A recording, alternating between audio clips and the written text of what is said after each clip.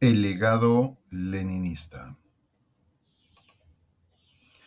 La figura de Lenin es una de las más polémicas y complejas del siglo XX. No sería exagerado decir que el siglo XX, en buena cuenta, es el siglo de Lenin.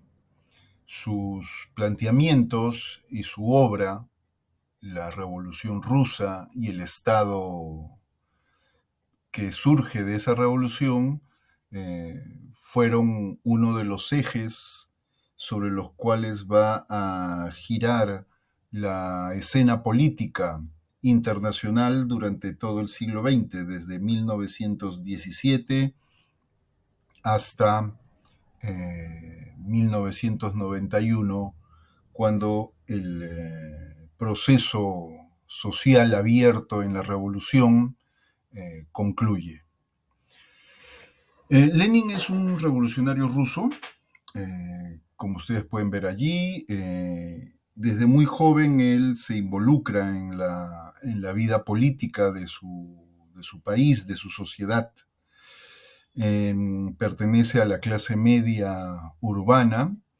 Su hermano mayor, Alejandro, también fue un revolucionario, pero tenía otras ideas, lo cual hizo que participara en algunos atentados contra el zar, y motivo por el cual fue detenido y luego fue asesinado.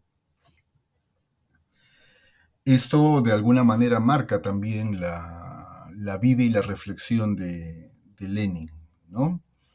Él se une al Partido Obrero Socialdemócrata Ruso, que era la organización marxista de la época, que era un pequeño grupo de intelectuales marxistas,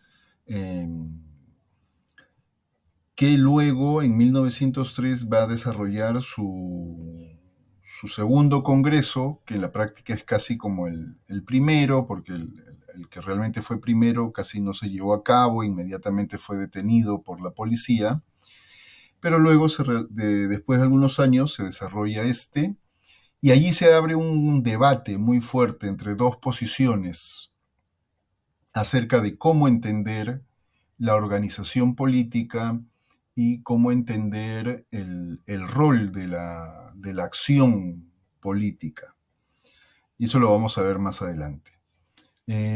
Con esta organización, con la organización que él va a formar con su partido, es decir, el partido bolchevique, Lenin va a dirigir una revolución. En 1917, en febrero del 17, el zar Nicolás II es depuesto por una gran revuelta social y política en Rusia. El zarismo era un gobierno autocrático, era una dictadura casi absoluta. Tenía una suerte de parlamento que de vez en cuando era convocado cuando el zar tenía problemas, pero que en la práctica no tenía una mayor relevancia o importancia en el gobierno real, ¿no? El zarismo era una autocracia, una dictadura muy dura, muy férrea. Contra ella se levantan todos los demócratas, los revolucionarios, y entre ellos Lenin. En febrero entonces cae el zar, y unos meses después el gobierno de transición va dando tumbo en tumbo, mientras que Lenin está agitando la idea de que los bolcheviques deben de tomar el poder. Y así, el 7 de noviembre, en la ciudad de Petrogrado, una masa de bolcheviques, obreros, soldados, activistas, efectivamente toma el poder, controla los lugares más importantes de la ciudad, la oficina de telégrafos, los ministerios, los puentes, y controla la ciudad. Inmediatamente se comunica con Moscú, donde un proceso similar ocurre, y a lo largo de las siguientes semanas este movimiento que le da poder a los bolcheviques se va a extender por toda Rusia. Eh, la historia de la Revolución Rusa es amplia, compleja. Para los que estén interesados, yo les recomiendo la monumental obra de Edward H. Carr, La historia de la Rusia soviética. Bueno, es un trabajo de toda su vida de un historiador inglés muy importante, uno de los que más conoce el proceso soviético, la Revolución Rusa y sus primeros años. Son casi como 12 tomos, ¿no? Hay otras versiones mucho más accesibles, ¿no? Desde la historia de la Revolución Rusa en 3 tomos de Trotsky, como también otros historiadores ingleses que han desarrollado, han estudiado el proceso revolucionario. Bueno, Lenin entonces llega al poder en 1917 y a partir de allí empieza su labor más fructífera, su labor creadora. Está fundando un Estado, está tratando de construir una nueva sociedad desde las ideas del marxismo, es decir, una sociedad anticapitalista, una sociedad socialista, ¿no? Este, eh, Eso demanda un gran esfuerzo. Él luego, en estos avatares de la vida política, sufre un atentado, le disparan y eso mella su salud y va a hacerla cada vez más compleja, más difícil, de tal manera que va a tener una serie de ataques que al final van a acabar con su vida el 21 de enero de 1924 a la temprana edad de 53 años. Lo que vamos a hacer ahora es tratar de rescatar dentro de una complejidad muy, muy grande algunos elementos que podrían constituir este legado leninista, visto desde el día de hoy. No se trata de una lectura hecha en el siglo XX, sino se trata de mirar y pensar lo que Lenin dijo, pensó, lo que hizo, y cómo eso nos puede ayudar a los que seguimos insistiendo en la idea revolucionaria de encontrar una alternativa al capitalismo. Y entonces estos son digamos que, temas en discusión, ¿no? Los que aspiramos a llamarnos marxistas no planteamos verdades absolutas como lo hacen aquellos que creen en seres sobrenaturales y tienen una religión. Nosotros planteamos hipótesis que deben de contrastarse con la realidad, con la praxis, y a partir de allí vamos construyendo certezas siempre dentro de un marco sociohistórico. Y entonces una de las primeras cosas que vamos a señalar es esto. Lo que Lenin nos dice nos da una respuesta a un debate constante en el campo revolucionario. El partido, el instrumento revolucionario, tiene que poner su énfasis en la doctrina o en el programa. Para entender esto, cuando hablamos de doctrina, estamos hablando de los ejes ideológicos que tiene una propuesta política. Es decir, el marco teórico, conceptual, la interpretación del mundo en el sentido más amplio que tiene una propuesta política. Mientras que cuando hablamos de programa nos referimos a las respuestas concretas que tiene una propuesta política frente a una situación también concreta. ¿Qué es lo que propone el partido para resolver los problemas actuales y concretos de una sociedad, de una economía, ¿no? Ambas miradas, ya sea que uno diga, no, lo importante es la doctrina, o no, lo importante es el programa, digamos que dentro del campo, en el mismo campo que nos movemos, en el campo de los que aspiramos a cambiar la sociedad y no a mantenerla, entonces están orientados precisamente a que el partido, la organización política, sea el mejor instrumento para cambiar la sociedad. En ese sentido, claro, entonces la discusión es, para que el partido sea el mejor instrumento para cambiarle la sociedad, ¿es más importante una doctrina, un cuerpo teórico, o es más importante un programa político, una propuesta concreta, ¿no? Independientemente del marco teórico? Esta es una discusión larga y permanente. No, como sabemos, no hay respuestas absolutas aquí.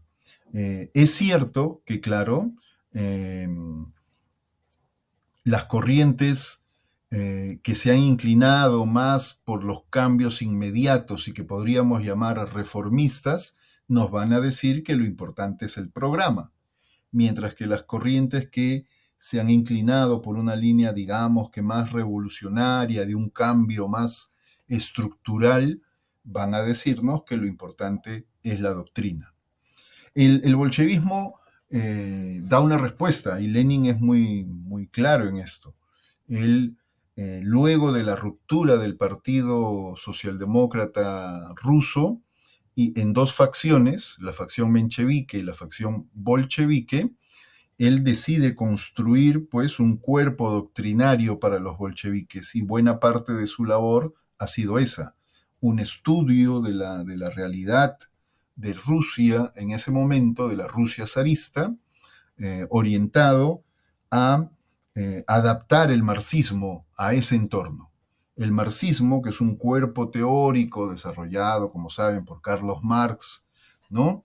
Décadas antes, para entender el capitalismo, ¿no? Sobre todo el capitalismo desarrollado, Lenin trata de trasladarlo a una situación particular, la de una Rusia atrasada, semicapitalista, con fuerte presencia campesina, ¿no?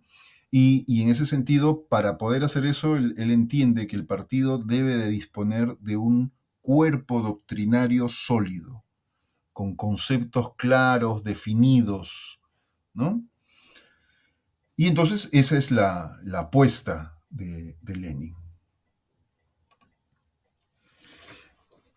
Un partido doctrinario, entonces también de allí se deduce que esta organización va también a tener algunas características organizativas, ¿cierto? Y ahí también hay otro debate en el campo revolucionario. ¿La organización política debe de ser un partido de cuadros o un partido de masas? Cuando decimos partido de cuadros, estamos hablando de una organización política pequeña, reducida. El cuadro político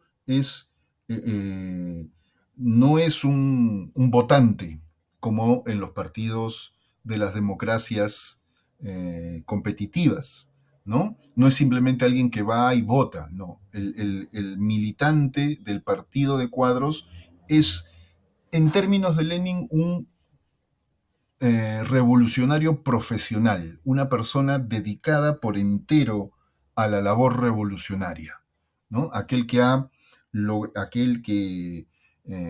o aquella persona que ha logrado unir su vida personal a la labor política, ¿no?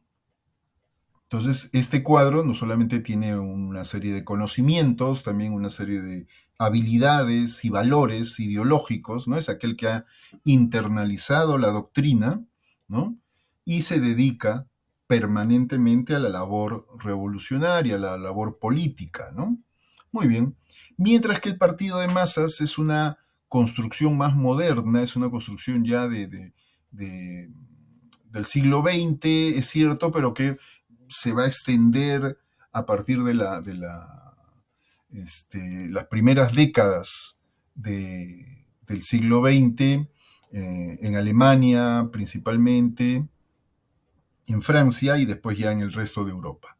Partido de masas es la agrupación que opta por la cantidad, que busca tener presencia en todos los ámbitos sociales, en todas las clases sociales, en todos los espacios, en las instituciones, en las organizaciones, ¿no? Eh, entonces los afiliados al partido se pueden agrupar territorialmente, profesionalmente, en su centro de estudios, ¿no? Siempre buscando estar dispuestos para una movilización, ¿no?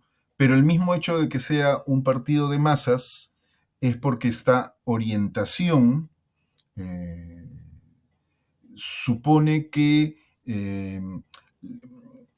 estos afiliados militantes votan por el partido, ¿no es cierto? O sea, el número se convierte en poder a través del sistema electoral, ¿no? Si bien no todos los partidos de masa van a tener una política electoral, digamos que la deriva lógica de un partido de masas es apostar por los procesos electorales, ¿cierto? Muy bien.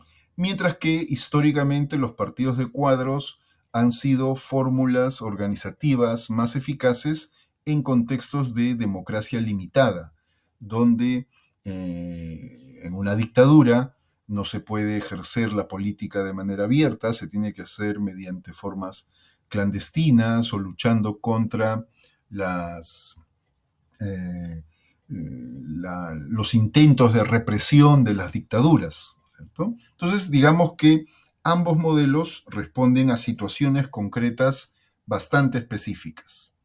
Lenin entiende entonces que, claro, la Rusia zarista, que era un gobierno, como hemos dicho, autocrático, eh, el partido no podía ser una organización de masas, sino tenía que ser una organización de cuadros, de revolucionarios profesionales, es decir, de personas que han convertido su labor política en su profesión, en su actividad principal.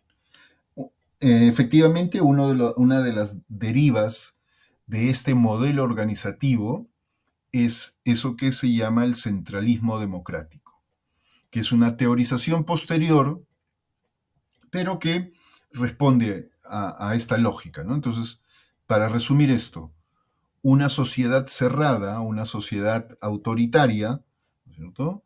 Es, supone, ¿no?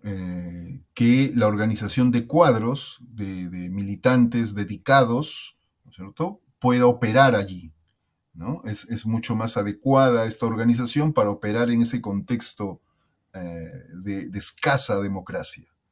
Y para operar un partido de cuadros, lo más lógico es este modelo de organización llamado centralismo democrático, donde hay un centro, ¿no? Que puede ser un comité central, generalmente, que es el que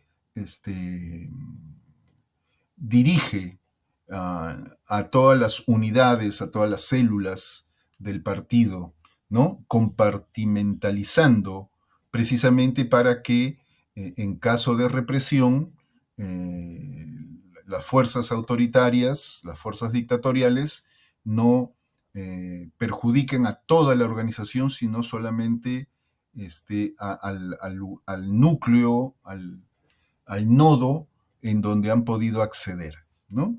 Pero entonces todo esto son diseños institucionales, diseños organizativos.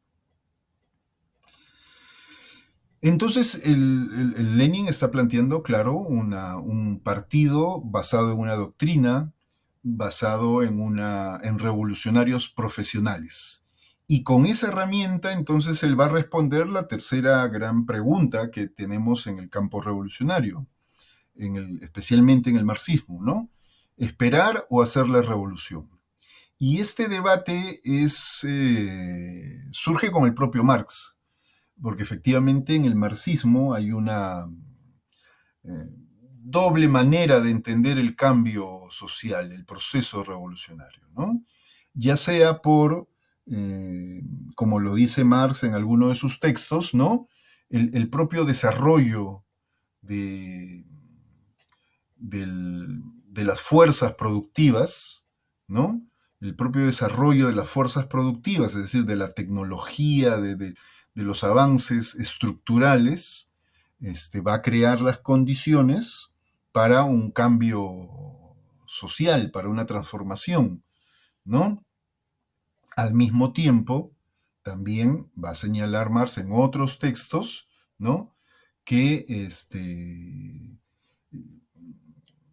las relaciones sociales de producción, es decir, la manera en que los agentes sociales, en tanto económicos, se vinculan y se articulan, ¿no?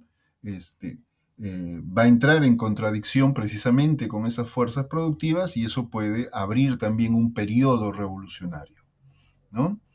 En algunos de sus escritos también señala, pues, ¿no? Que todo modo de producción, que toda sociedad, que todo, es decir, el capitalismo, eh, tiene que desarrollar toda su potencialidad antes de ceder paso a una nueva formación social, ¿no? Y entonces, claro, eso crea una disputa acerca de si el capitalismo ya ha desarrollado toda su potencialidad o no. En el siglo XX se fue un debate y eso supuso que para algunos marxistas el capitalismo todavía no había logrado su agotamiento y por lo tanto lo que cabía eran cambios democráticos o cambios parciales, pero no pensar en una revolución socialista. Mientras que otros, y entre ellos Lenin, pensaba lo contrario, ¿no? Decía, no, efectivamente tenemos el instrumento, tenemos los militantes, y entonces, claro, no tenemos por qué sentarnos y esperar la revolución, sino tenemos que desarrollar una voluntad política capaz de permitirnos llegar al poder, ¿no? Eh, para esto es que él va a sustentarlo, porque claro, no se trata de simplemente una afirmación, decir queremos hacer la revolución, sino hay que sustentarlo, hay que justificarlo dentro del marco marxista. Y ahí es en donde él va a desarrollar su concepto de imperialismo. Y el concepto de imperialismo es importante porque es el puente que une a dos hechos importantes en el siglo XX, las guerras imperialistas y las revoluciones sociales, ¿no?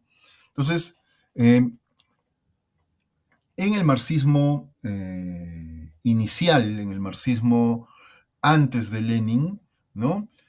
Había quedado la impresión, pues, que la revolución social, en la medida en que era un desarrollo, era una superación del capitalismo, iba a ocurrir primero en los países más capitalistas, en los países con un desarrollo capitalista más consolidado, más avanzado. Y esto era básicamente Alemania, Inglaterra, eventualmente Estados Unidos. Sin embargo, claro, eso le dejaba a los países de la periferia, a los países de capitalismo tardío, ¿no? Un rol completamente secundario. Eh, pero en ese proceso, Lenin va a estudiar la situación internacional, va a estudiar el desarrollo del capitalismo en Rusia y los procesos, va a estudiar el trabajo de Hilferding y van a entender lo siguiente: hay una nueva etapa, hay un nuevo momento del capitalismo en donde las potencias capitalistas, en su afán de seguir acumulando, en su afán de seguir desarrollándose, necesitan primero mayores fuentes de insumos, ¿ya? Y por otro lado, mercados para colocar sus productos. Y esa competencia, que al principio va a ser simplemente económica, después, como el planeta es finito y los mercados y las fuentes de insumos no son, eh, son acotadas, ¿no es cierto? Son finitas, entonces van a haber pugnas. Entonces van a desarrollar políticas imperialistas. El imperialismo es este afán de las potencias capitalistas por copar nuevos mercados y nuevas fuentes de insumos. Y lo van a hacer primero económicamente y luego a través de la violencia, ¿no? Entonces la Primera Guerra Mundial es una guerra imperialista, fue una guerra imperialista, y así también la Segunda y todas las demás guerras hasta el día de hoy, ¿no? En ese proceso, lo que Lenin también va a plantear es que, claro, esto explica por qué hay guerras entre países capitalistas, ¿no? Porque están disputándose mercados, y al mismo tiempo va a establecer que el capitalismo no es uniforme, sino hay diferencias, hay diversidades, ¿no? Lo cual hoy día ya es una idea además claramente aceptada en la política y en la academia. Eh, y estas diferencias entonces nos va a dar que hay una especie de cadena imperialista, una cadena capitalista, para usar una figura, y en esta cadena hay eslabones más débiles. Y esos eslabones más débiles son en donde es posible romper la cadena. Romper la cadena a través de revoluciones anticoloniales y luego socialistas. Y es la manera en que va a sustentar la Revolución Rusa. La Revolución Rusa empieza precisamente allí porque era una de las cadenas, uno de los eslabones más débiles de la cadena capitalista, ¿no? Y eso permite, pues, que obreros, campesinos, tomen el poder en dicho país.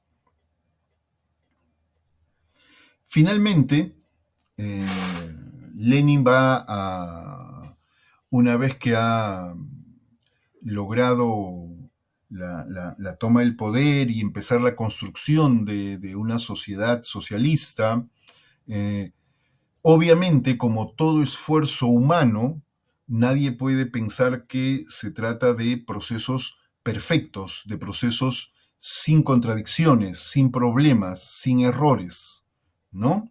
Eh, y en los últimos, el último año y últimos meses de su vida va a reflexionar acerca efectivamente de lo que la Revolución Rusa fue construyendo entre 1917 y 1924.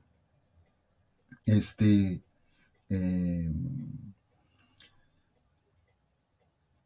y entonces,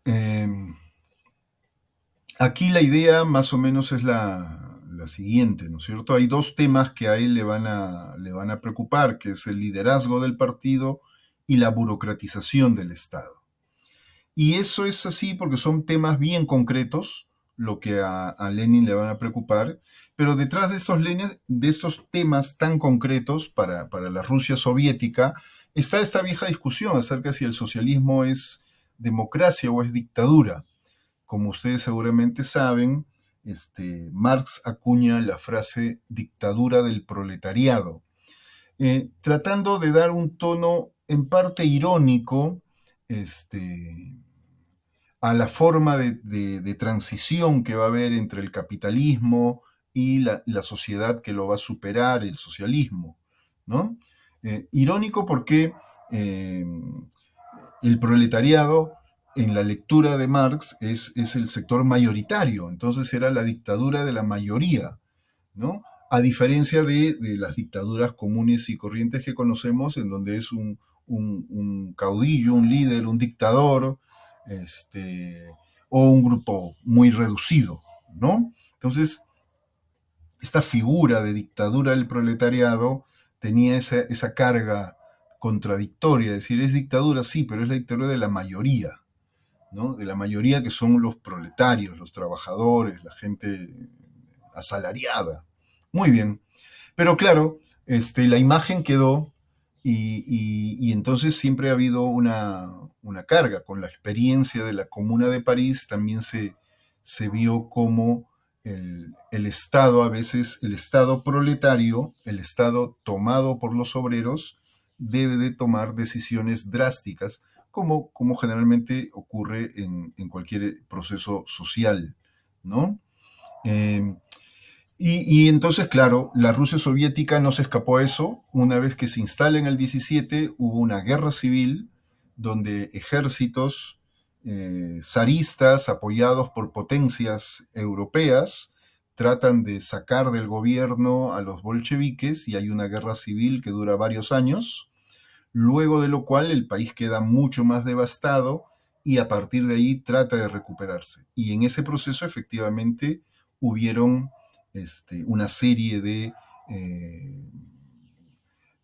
procesos, cambios, medidas drásticas, abuso de poder, en fin, persecuciones y lo que empieza como el gobierno de los soviets, luego termina, claro, estableciendo una figura que era el gobierno de un solo partido, el partido único, ¿no? Que claro, uno podríamos discutir horas de horas acerca de si eso era parte de la propuesta leninista o fue el resultado de un contexto histórico, social y político específico, ¿no? A mí mi opinión es que me parece que eso no estaba en los planes. Si uno lee los textos de Lenin previos a la revolución, en ningún momento se plantea el gobierno de un partido único, eh, y que más bien fue el propio proceso histórico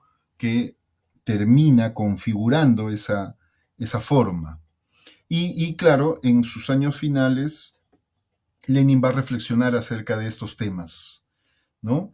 Eh, para los que les interesa, sugiero que lean el Testamento de Lenin, que es un documento que él dicta a sus secretarias en los meses finales de su vida, acerca de cómo él percibe la burocratización del Estado y la necesidad de mantener un control obrero sobre el Estado obrero. Y también acerca de algunos sesgos y actitudes que él empieza a observar en Stalin, que se estaba configurando como su sucesor. Y que él en verdad en esos textos lo ve con bastante desagrado, propone incluso que sea cambiado por otro militante del partido, ¿cierto? Critica también a Trotsky por su mirada excesivamente administrativa de los problemas del Estado. Pero en fin, son temas que él deja planteado, no hay un desarrollo mayor allí. Y a partir desde entonces han sido motivo de discusiones entre unos y otros. En resumen, para ir terminando esto, que espera que sea breve, eh, Lenin fue un revolucionario marxista. Y ser revolucionario marxista supone entonces que tu pensamiento y tu obra tiene que ser visto y entendido en un contexto determinado, en un contexto sociohistórico, ¿no? Conversando con la realidad, conversando con la realidad de entonces, y si algunas de esas planteamientos, acciones, políticas se quieren trasladar al presente, tienen que conversar también con la realidad del presente y con todo lo que hemos aprendido desde entonces. Obviamente, siendo revolucionarios, tampoco podemos ser feligreses de una capilla, ¿no? El proceso social que establece Lenin terminó por una serie de factores que ahora no vamos a mencionar, porque en fin, sería larguísimo. La Unión Soviética dejó de existir. Podemos discutir si solamente fue obra de sus enemigos o si tuvo elementos internos que ocasionaron esa debacle, ese fin, ¿cierto? Pero lo real es que dejó de existir. Lo real también es que en los más de 70 años que duró esta revolución, hubieron avances innegables para la humanidad, para muchas personas, ¿no? y en conjunto para la humanidad. Eh, Importantes avances sociales que incluso hoy en día vemos puestos en peligro, tanto en Rusia como en el resto del mundo, por el avance de la extrema derecha. Eh, Lenin es una figura polémica y siempre lo va a ser, como todo revolucionario que se respete. Lo que nos debe de importar a nosotros es conocer de manera rigurosa su obra, su vida, su pensamiento y su legado, eh, porque allí, sin lugar a dudas, seguiremos encontrando inspiración y elementos para construir nosotros ahora las respuestas a cómo superar esta sociedad capitalista. Nada más.